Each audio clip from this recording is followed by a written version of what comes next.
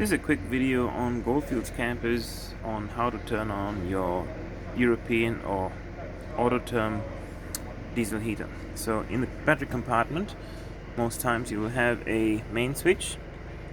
Turn that on. You'll see the Autoterm unit, the display panel will come on.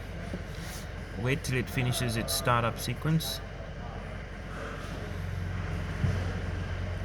Now it's finished the startup sequence. It's gone into just the standby display. So it's showing you 7 degrees, which is the current temperature at the moment. And what you need to do is go into temperature mode. So basically press that, go into heating, temperature mode, click the button again.